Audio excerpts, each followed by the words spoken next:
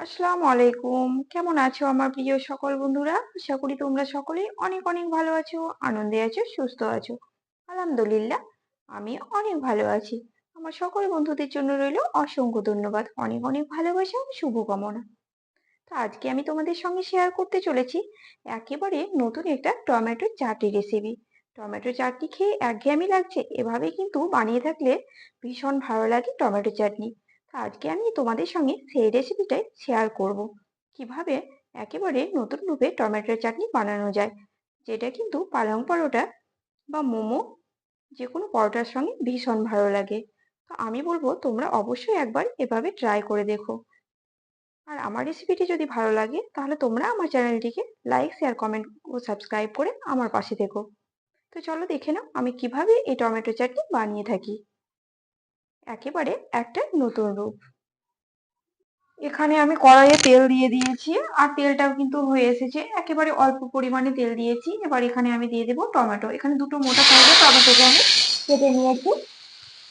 আর এটা দেখতেই পাচ্ছ, টমেটোর খোসাগুলোকে কিন্তু অবশ্যই ছাড়িয়ে নিতে হবে। টমেটোর খোসাগুলোকে ছাড়িয়ে নিয়েছি। তারপর এটাকে আমি একটুখানি ঢাকা দিয়ে রেখে দেব। এটাকে একটুখানি নরম হতে দেবো আর কি। তো এটাকে আমি 2 মিনিট ঢেকে রেখেছিলাম, 2 মিনিট পর আবারও তুলে দেখে নেব। তো এখানে আমি 2 মিনিট পর দেখো দিয়ে দিচ্ছি গোটা জিরে, আর এখানে আছে আদা কুচি আর রসুন কুচি। তারপরে এটাকে আরো একটু একবার নেড়ে চেড়ে দিচ্ছি।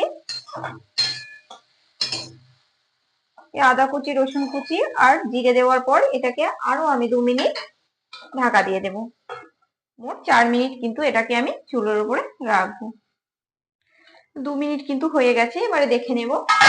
তো দেখো প্রায় কিন্তু নরম হয়ে এসেছে। এটা বেশি নরম করার কিন্তু কোনো দরকার নেই, বেশি নরম হয়ে গেলে কিন্তু রান্নার মতো হয়ে যাবে।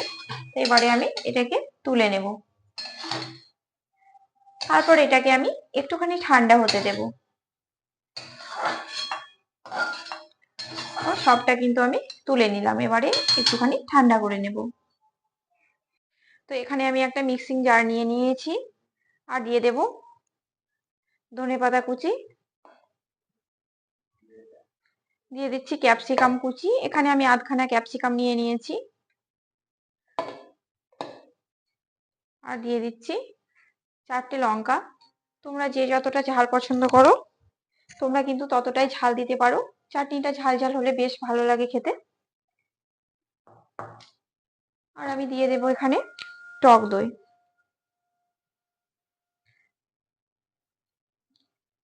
দেখো এখানে আমি 4 চামচা মতো টক দই দিয়ে দিচ্ছি।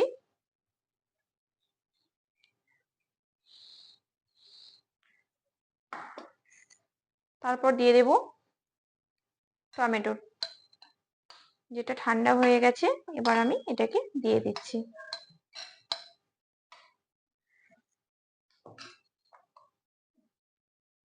তারপর এখানে আমি দিয়ে দিচ্ছি টেস্ট অনুযায়ী লবণ। আর আরো সুন্দর টেস্ট আনার জন্য দিয়ে দিচ্ছি এখানে বিট লবণ।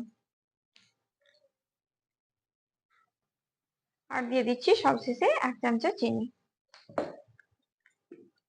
তারপর এটাকে আমি মিক্সিতে সুন্দর করে পেস্ট করে নেব। পেস্ট করা কিন্তু হয়ে গেছে, দেখো ঠিক পেস্টটা কেমন হয়েছে।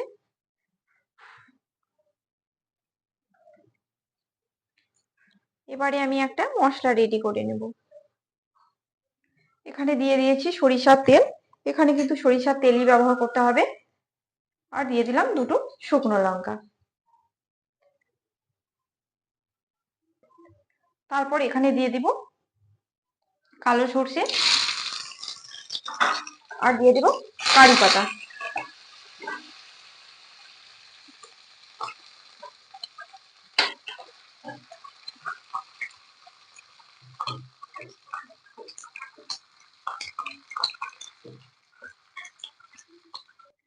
মশলাটা দেখো রেডি হয়ে গেছে, কালারটা চেঞ্জ হয়ে এসেছে, মানে মশলাটা রেডি হয়ে গেছে। এবারে আমি মশলাটাকে ঢেলে দেব চাটনির উপরে। তাতে করে সুন্দর একটা ফ্লেভার আসবে আর খুব সুন্দর টেস্ট আসবে। খেতে কিন্তু ভীষণ ভালো লাগবে। তো দেখো পুরো মশলাটাই কিন্তু আমি দিয়ে দিলাম।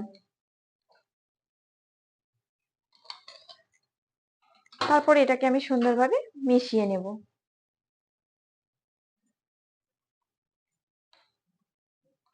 মাশাআল্লাহ, খুব সুন্দর একটা সুগন্ধ বেরিয়েছে চাটনির।